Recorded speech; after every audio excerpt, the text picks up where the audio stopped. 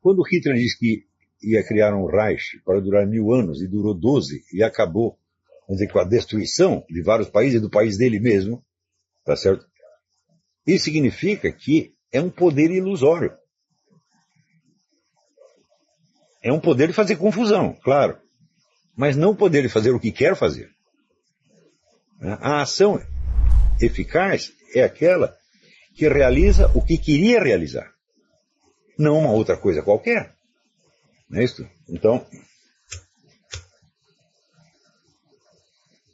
a não ser que você esteja, como é que se diz, disposto a aceitar as duas possibilidades. É um negócio do Freud, né? Flectere neque superos aqueronta movebo. Quer dizer, se eu não puder abalar os céus, abalarei o inferno. Falei, bom, tanto faz para você? Se tanto faz, você aceita as duas possibilidades, então tudo bem. Mas isso significa que o curso da ação não está nas suas mãos. Você está dando um tiro no escuro. Hitler também previu isso. Ele disse, ou vamos impor aqui este poder germânico a esta área do universo, ou então vamos acabar. Você topa as duas possibilidades? Topa. Então, significa que você não decidiu nada. Um estudo interessantíssimo seria você fazer a comparação, vamos dizer, da estratégia de Hitler e da estratégia de Stalin. Porque a de Hitler fez um forrobodó desgraçado, mas não conseguiu nada. E a de Stalin, muito mais discretamente, conseguiu tudo o que queria. Inclusive pelas vias as mais antagônicas e imprevisíveis.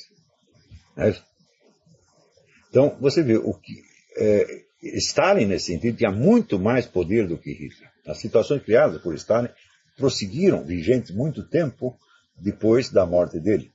E as ideias e propostas dele ainda estão presentes. Então, eu digo, este cara tinha poder, o outro não, o outro só fazia barulho.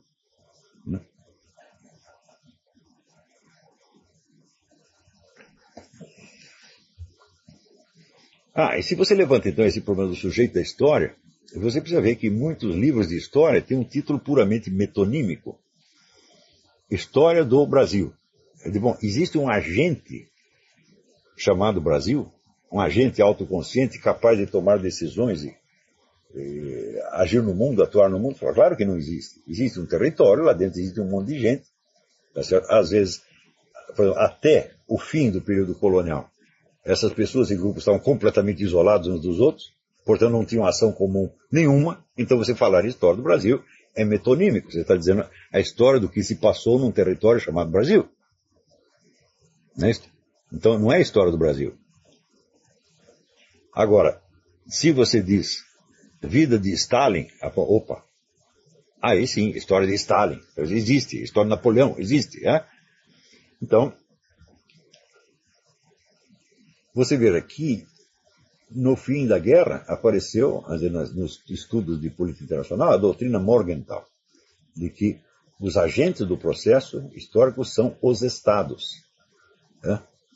Então, até essa doutrina ainda tem influência até hoje. Você vê até hoje gente analisando ações dos líderes políticos como se fossem expressões diretas de um interesse nacional, do interesse estatal. Então, essa análise sempre deu errado. Em primeiro lugar, porque o Estado não é agente de coisa nenhuma.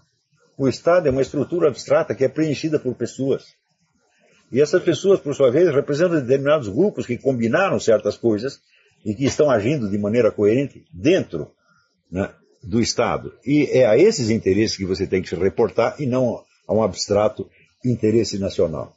O interesse nacional, frequentemente, é apenas um pretexto que os indivíduos usam para lutar pelos seus próprios interesses ou pelo interesse da sua correola. Então, o verdadeiro poder, a verdadeira fonte da ação não é jamais o Estado e não é jamais o governo, mas sim grupos humanos concretos que o ocupam. Quando eu digo grupo humano concreto, quer dizer um grupo de pessoas que sentaram, conversaram e combinaram. Não é uma mera convergência abstrata de interesses. Porque eu posso ter convergência abstrata de interesses com um sujeito que eu nem conheço e eu acabo pisando no calo dele sem perceber. Quer dizer, para que exista, vamos dizer, um interesse objetivo, é preciso que as pessoas sentem e decidam o que vão fazer. Tá certo? Então, Em vez de você falar do Estado, fala, não, vamos ver quais são esses grupos que se reuniram, conversaram e têm planos em comum. Isto sim, esses são agentes, tá certo?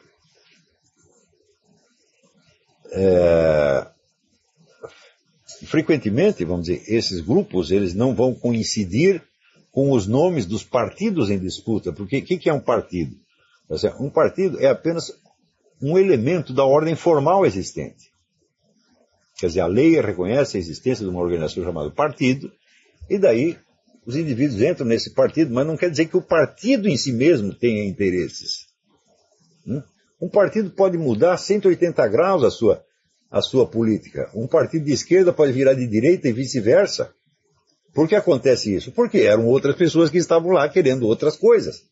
Tá certo? Então, o estudo dessas coisas ele tem que sair dessas, vamos dizer, dessas abstrações, desses nomes genéricos, e se voltar para a investigação de quais eram os grupos humanos efetivamente envolvidos no processo. Por exemplo, quando as pessoas dizem a maçonaria domina o mundo ocidental. Eu falo, você não tem a menor ideia do que é maçonaria. A maçonaria é um saco de gatos. As pessoas vão lá dentro e discutem. Portanto, lá dentro existem grupos em disputa.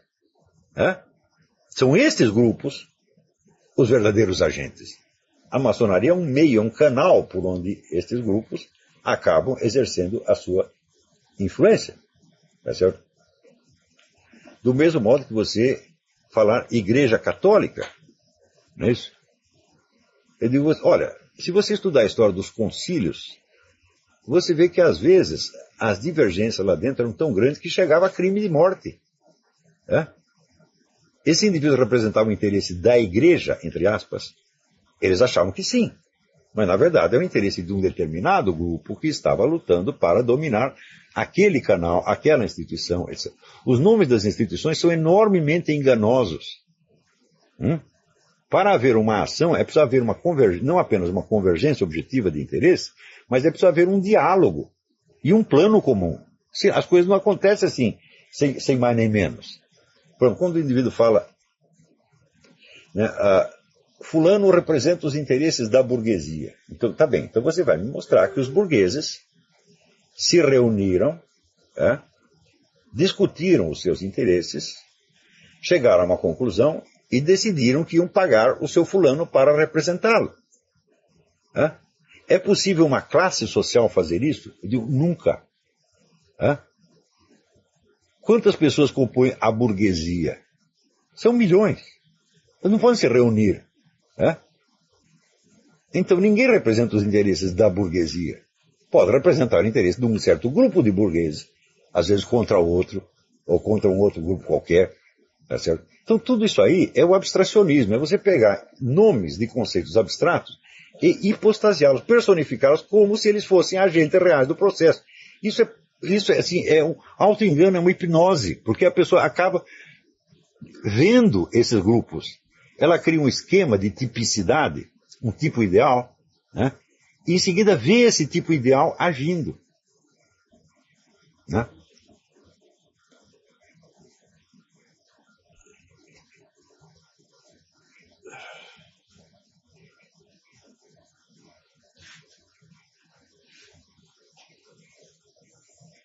E, evidentemente, isso aí leva, vamos dizer, a erros monstruosos, mas erros que têm um poder de persuasão hipnótica. Não é isso?